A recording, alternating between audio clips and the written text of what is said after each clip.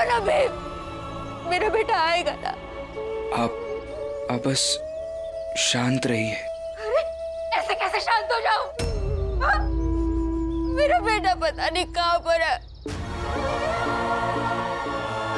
मेरा बेटा पता नहीं कहाँ चला गया। मेरा बेटा।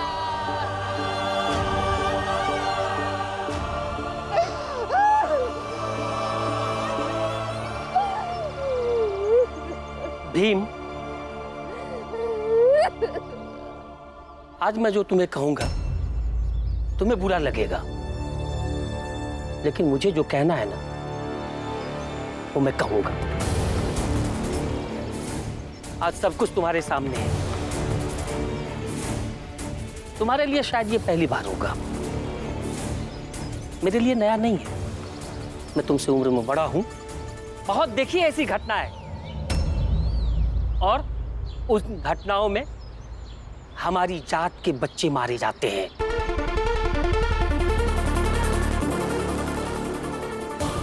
कभी पटाखे की फैक्ट्री में, कभी खदान में, कभी खुदाई में। 2-4 दिन हंगा, उसके बाद सब शांत हो जाता है। क्या कहते हो तुम कि तुम पढ़ लिख करके बैरिस्टर बनोगे और न्याय के लिए लड़ाई लड़ोगे, लेकिन आज जो बैरिस्टर है वो क्यों नहीं लड़ रहे न्याय की लड़ाई? और तुम क्या कहते रहते हो कि हम सब बराबर हैं। अरे अगर हम सब बराबर हैं तो हमारे जाति के ही लोग क्यों मारे जाते हैं? दूसरे जाति के लोग क्यों नहीं मरते?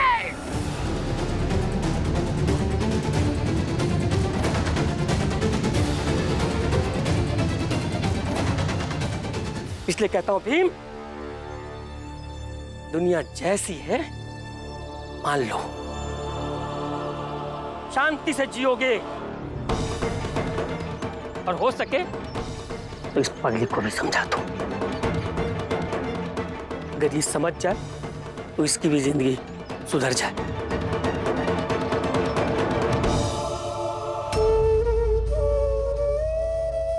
हितेश काका, आज आप सही कह रहे हैं। जैसा आप कह रहे हैं वैसा आज तक होता आया होगा। इस बार नहीं, ये घटना ना हम भूलेंगे और ना ही किसी को भूलने देंगे।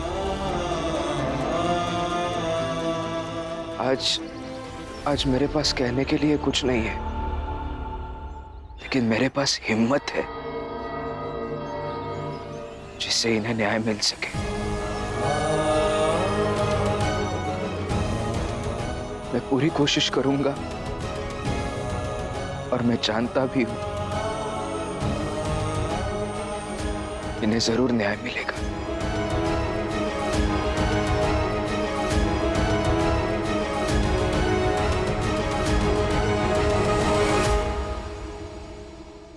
काकी,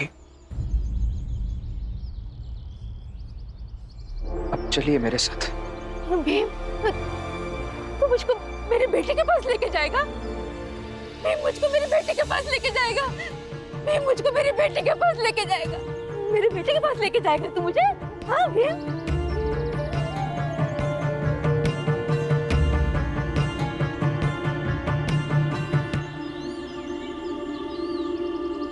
इतना ढूंढने के बाद भी काम नहीं मिल रहा है। समझ में नहीं आ रहा है कि क्या किया जाए। लेकिन काका, काम ढूंढने के अलावा और कर भी क्या सकते हैं? क्योंकि एक ही चीज है जो हमारे बस में है, राशन, दवा और घर का किराया। उसके लिए तो पैसे चाहिए ही चाहिए ना।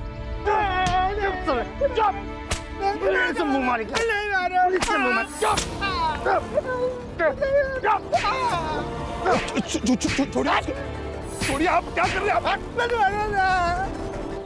छोड़िए, ऐसे किसी को मारना ठीक नहीं है।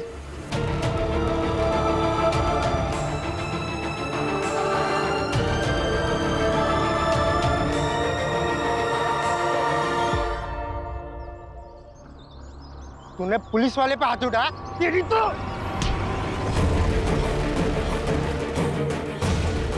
मैं मैं भी रिटायर्ड सूबेदार रामजी सकपाल हूं। मैंने भी फौज में नौकरी की है, लेकिन ऐसे किसी को मारना गलत है। तू रिटायर्ड सूबेदार है ना? अभी बता दो तुझे। रुक तो यहीं। अंग्रेजी पुलिस वाले पे हाथ उठाता है, छोड़ूंगा नहीं तेरे को।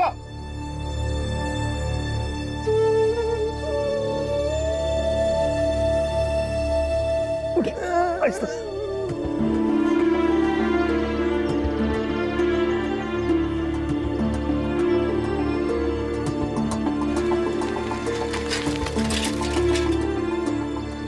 आइए,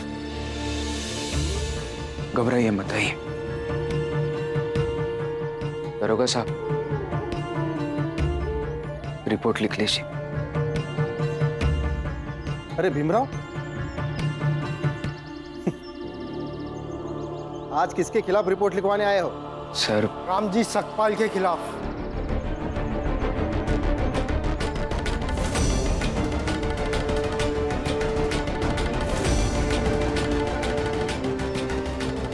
मेरे बाबा ने क्या किया है? मुझ पे हाथ उठाया है। क्या रामजी ने तुम पर हाथ उठाया? बाबा ने बेवजह इससे लड़ाई नहीं की होगी। ठीक है, लिखता हूं। पहले रामजी सकपाल के बेटे की तो रिपोर्ट लिख लेता हूं। भीमराव, आज किसके खिलाफ? सर, व्यवस्था के खिलाफ। फैक्ट्री के उन मालिकों के खिलाफ जिनके फैक्ट्री में छोटे बच्चे काम करने के लिए जाते हैं और वही मर भी जाते हैं, लेकिन मालिक दिखते नहीं। और व्यवस्था के खिलाफ इसलिए क्योंकि व्यवस्था इन छोटे छोटे बच्चों को काम करने से क्यों नहीं रोक पाती है? ए भीमराव, मैं सरकार नहीं हूं और फैक्ट्री के मालिक तुम्हारे घर पर नहीं आते और नहीं कहते कि तुम्हारे बच्चों को भेजे काम पे। तुम सब खुद पैसे के लिए भेजते हो बच्चों को, और कम उम्र के बच्चों का काम करना कानूनन गलत नहीं है। और एक हादसे के लिए बिना सबूत के हम किसी को कैसे मुजरिम बना ले? जिम्मेदारी किसी को तो लेनी पड़ेगी ना सर। आप रिपोर्ट लिखेंगे तो उसकी केस बनेगी, वो अदालत में जाएगी, उस पर चर्चा होगी, बहस होगी, क्या पता नतीजा भी निकल कर सामने आएगा। आप रिपोर्ट ही नहीं लिखेंगे तो केस कैसे बनेगी सर? ए, ज्यादा बोल रहा है तू, अब जाओ यहां से। और तुम लिखवाओ, रामजी ने क्या किया? देखिए सर, मैं क्या कह रहा हूँ। चुप रहो। क्या जानबूझकर चिल्ला रहे हो? हाँ, ताकि मैं तुम्हारे बाप के खिलाफ रिपोर्ट ना लिख सकूं? मैं ऐसा नहीं कह रहा हूँ सर। इनका जो कहना है वो भी लिख लीजिए, लेकिन मैं जो कह रहा हूँ वो भी तो लिखिए ना। भीम, तुम मुझे कहाँ लेकर आ गए? तुम तो मुझको जगह के पास लेकर जाने वाले थे ना, वो वहां पर। हाँ, मुझको मोदक भी बनाने हैं। जल्दी चलो ना तुम। काकी जाएंगे आप शांत हो जाइए। जल्दी चलो, बहुत देर हो गई है। सर देखिए इन्हें, अपने बेटे के मौत के सदमे में पागल हो गई है ये। भीम, जगह मरा नहीं है, वो तो फैक्ट्री गया है, पैसे कमाने गया है वो। अभी पैसे लेकर आएगा ना? हाँ काकी, आएगा है ना? हम जाएंगे फैक्ट्री। हाँ, जल्दी चल, मुझको देर हो गई है, अभी भोज भी देना है मेरे को सबको। इनकी अवस्था देखकर भी आपको नहीं लग रहा है कि कानूनी रूप से इनकी मदद करनी चाहिए? तुम समझ क्यों नहीं पा रहे हो? ये सब आसान है क्या? पता है सर, आसान नहीं है, लेकिन किसी को तो आवाज उठानी ही होगी ना। मैं और आप मिलकर आवाज उठाएंगे तो पहाड़ जितनी मुश्किलें भी आसान हो सकती है। अरे कहाँ तुम तकलीफ उठा रहे हो? यहाँ छोटे छोटे बच्चे काम पे जाते हैं, पैसे कमाते हैं, उनके आई बाबा खुश, बच्चे भी खुश, बस तुम ही एक दुखी हो। गलत बोल रहे हैं सर आप। कौन सा बच्चा खेलने कूदने के पढ़ने के उम्र में चाहेगा कि वो फैक्ट्री में जाके काम करे? करते हैं ना सर कुछ।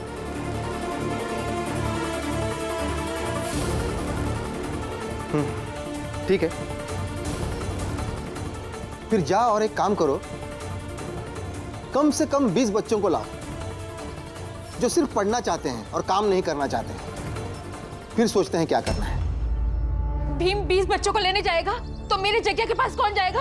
हाँ, मैं अपना आप जाती हूँ जग्या के पास, ये नहीं जाएगा। काकी, काकी ऐसा मत की काकी।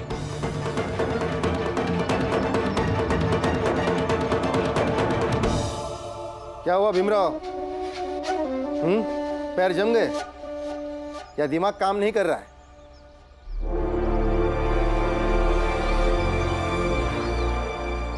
मैं जाऊंगा सर और 20 बच्चों को ढूंढ के लाऊंगा।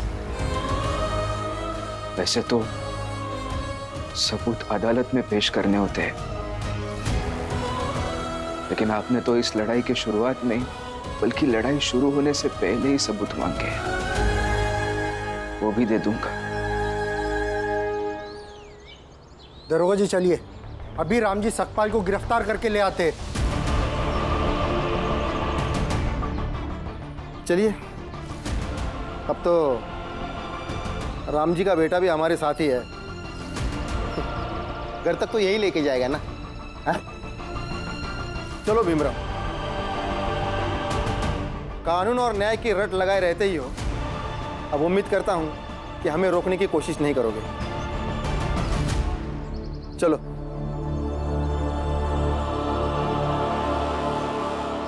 आहिस्ता आहिस्ता, आइए आइए, आराम से आइए।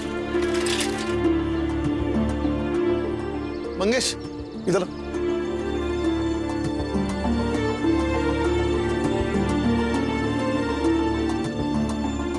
चिंता मत कीजिए, आप जल्दी ठीक हो जाएंगे। मैं अभी गर्म पानी लेकर आता हूँ। तुम लोग काम ढूंढने के लिए बाहर क्यों जाते हो? अरे घर में एक अस्पताल खोल दो, घायलों का इलाज हो जाएगा तो उन लोगों का भला हो जाएगा, और उनके द्वारा दिए गए पैसों से तुम लोगों का भी कल्याण हो जाएगा। पता नहीं रामजी और भीमराव को ऐसे घायल लोग बार बार मिल कहाँ जाते हैं? हा? बताइए ना, आपके बेटे को और आपको ऐसे लोग कहाँ से मिल जाते हैं? पानी तो गर्म करके नहीं दूंगी मैं। पुण्य करने का शौक आपको होगा, मुझे नहीं। जीजा भाई, किसी घायल व्यक्ति के बारे में ऐसा कहना सही है क्या? अच्छा, और इतने सालों से इस घर में मेरी आत्मा, मेरा मन सब घायल हो रहे हैं, वो तो नहीं दिखता आपको? और एक गैर व्यक्ति के लिए आपके मन में इतनी माया? आई, इस घर में सब ऐसे ही हैं। किसी को नहीं पड़ी आपकी और आपकी भावनाओं की। भैया, इस घर में सबसे समझदार तो ये सास बहू की जोड़ी ही है। आप चाहिए उसे संभालिए, मैं पानी गर्म करवा के लेकर आती हूँ।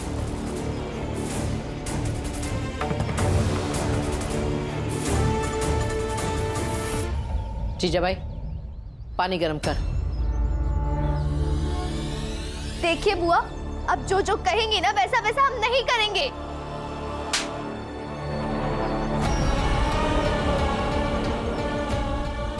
मेरी अच्छाई का फायदा मत उठा और बदतमीजी नहीं, मेरे साथ तो बिल्कुल भी नहीं।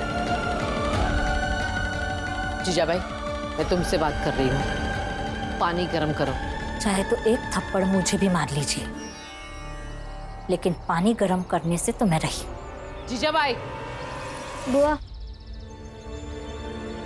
मैं गर्म पानी करके देती हूँ।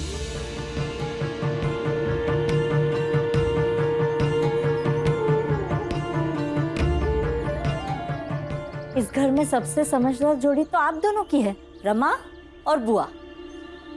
वो आपका सुनती है, आप उसका सुनती है, तो यहाँ क्यों रहती है आप? जाइए बाहर आइए। मर्जी मेरी।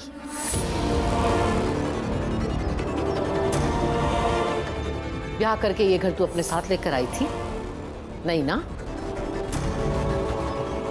ये मेरे भाई का घर है और इसमें सबसे पहला अधिकार मेरा है। इसलिए तुम दोनों चुप, एकदम चुप।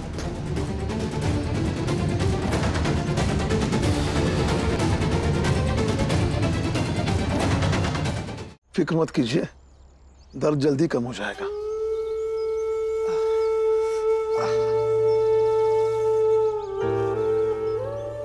बाबा, ये दवाई।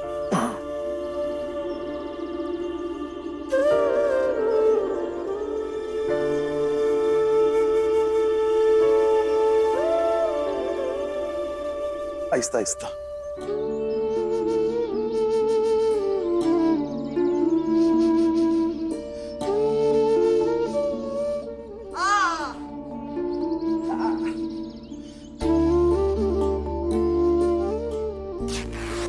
हल्की सी चोट है, ठीक हो जाएगी।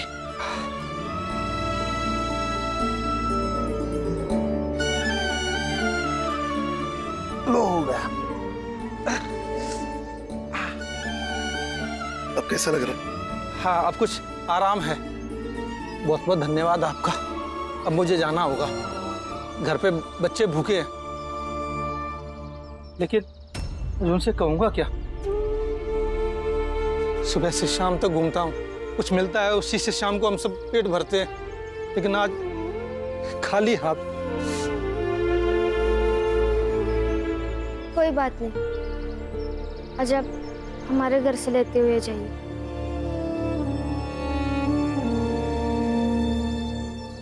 बच्चे किसी के भी हो, भूखे अच्छे नहीं लगते।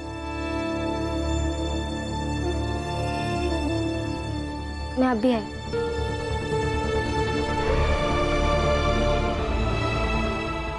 लक्ष्मी, जाकर देखो कहीं हमारे रसोई से तो अनाज नहीं ले रही।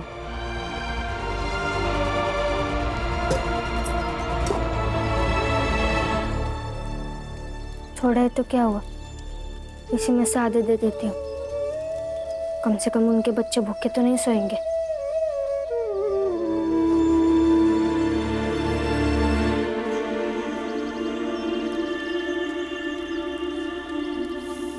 पता है रमा, बेवकूफ होते हैं वो लोग जो अपना खून बेच करके अनाज लाते हैं और उसको महान बनने के चक्कर में बांट देते हैं।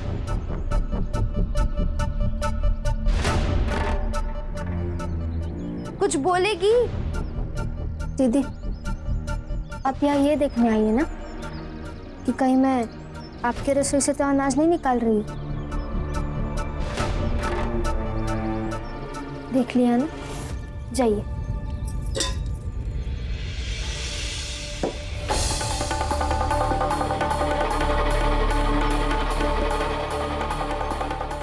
दीदी,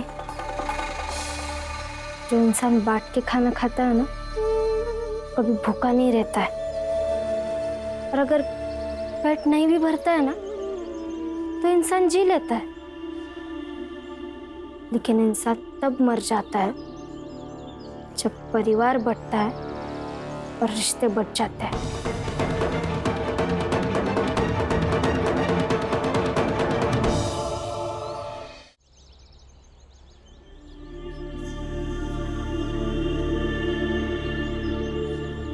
ये लीजिए, और अपने बच्चों के सामने अपनी बेबसी मत दिखाइएगा, नहीं तो बच्चे भी जिम्मेदारी निभाने लगते हैं।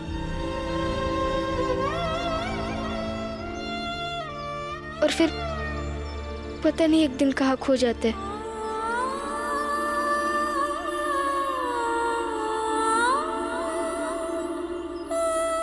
अच्छा, धन्यवाद। मैं चलता हूँ। और आप भी चलिए हमारे साथ।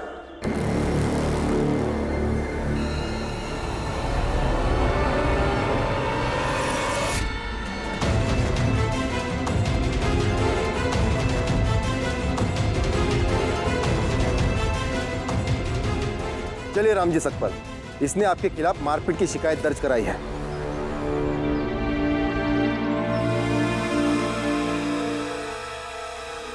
लेकिन दरोगा साहब, ये अमानवीय तरीके से इस व्यक्ति को मार रहे थे। तो ऑन ड्यूटी थे ये, आप इन पर हाथ कैसे उठा सकते हो? और आप तो रिटायर्ड सूबेदार है ना, आपको तो वर्दी की इज्जत समझ आनी चाहिए थी। देखिए दरोगा साहब, मैंने बचाने की कोशिश कर रहा था, इसी बीच बचाव में ये गिर गए। पुलिस वाले को धक्का देकर गिराते हो और बोल रहे हो कि बीच बचाव कर रहा था। गलती हो गई, माफ कीजिए। लेकिन उस समय परिस्थिति कुछ ऐसी थी कि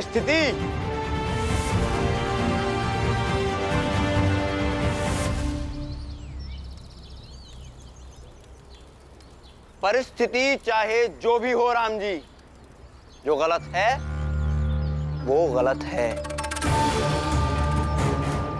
और मैं नरोत्तम जोशी हमेशा गलत का विरोध करता हूं। यानी भीमराव, कुछ प्रकाश डालो इस प्रकरण पे। सरकारी अधिकारी पर हाथ उठाकर इन्होंने गलत किया या नहीं, बोलोगे बैरिस्टर साहब?